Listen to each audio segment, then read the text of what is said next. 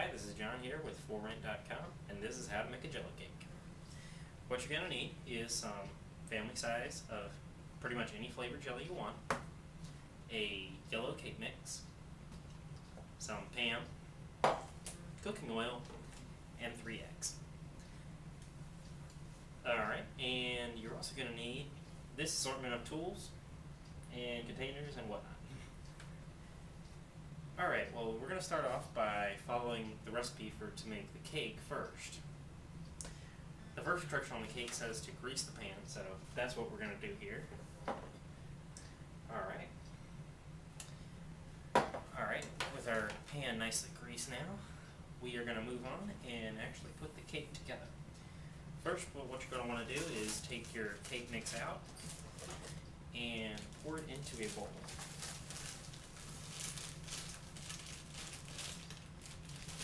And now you're going to want to make sure you get everything out of the bag and toss the bag. Alright, now we're going to add our water and oil. And after we do this, we're going to start mixing everything, and we're going to make sure we get everything good and mixed. And you're going to need 3 eggs for this, so keep that in mind. And you're just going to crack them and toss them right into the mix. There'll be no problems there. And we're moving on to our second egg. This recipe is really good for especially in hot summer days. One more ingredient you're going to need is whipped topping. That will come at the end. We'll explain that later. Alright, now that we have all our ingredients in there, we're going to mix it together until we have a nice good mixture.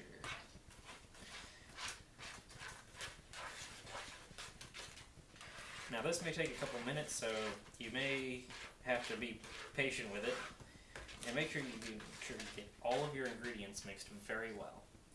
The better you mix now, the better you will be later.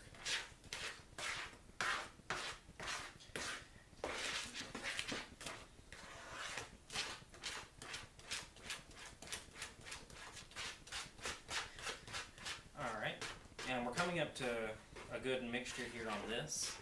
So what you're going to want to do now is just make sure you've gotten all the little clumps and packets of flour out of there. And as you can see, we have a good liquidy mixture here. Okay.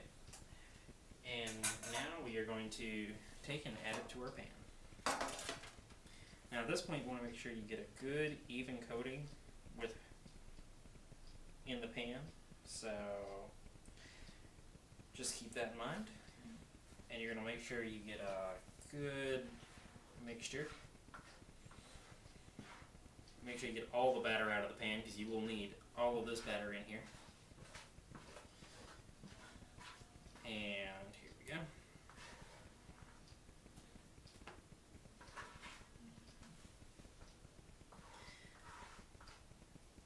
Alright, that looks good.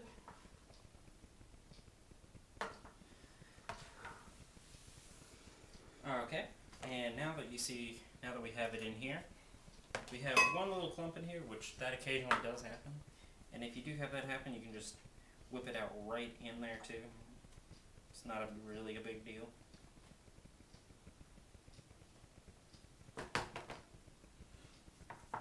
Alright, and now what we're going to do is we're going to place this in our oven. Our oven's been preset to 350, and you're going to place this in here for a good 30 to 35 minutes.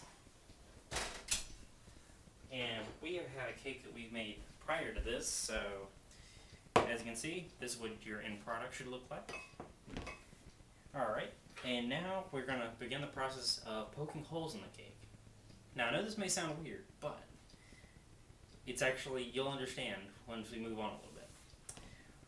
What we're going to do here is make sure we have good holes, make sure you're poking straight down and not tearing the cake. You shouldn't be able to really see where your holes are as you're making them. And just make a good even distribution of pokes in the cake, and you will be good to go. And Just go down row by row is the best strategy I have. And you want to make sure you're getting all the way to the bottom of the cake here. Because you want your because what you're going to do later is pour your Jello over this, and these holes will provide a way for your Jello to get to the bottom of the cake. And you want some of that Jello goodness in every bite. Alright, we're coming up on the end of these holes here. Just going to do a few more just for make sure we got all of this cake good to go. Okay. Now, we have some pre-made strawberry Jello here. You can use about any flavor of Jello, like I said earlier. Any flavor will work. The best flavors I've had are strawberry and orange and cherry. And what you're going to do now is just take your Jello and pour it over the cake, getting a good, even distribution.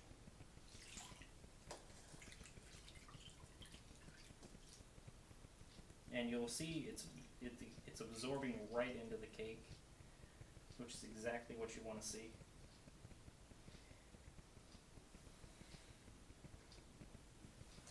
Alright. Now at this point you're just gonna be patient for a few minutes and let everything soak into the cake. Alright.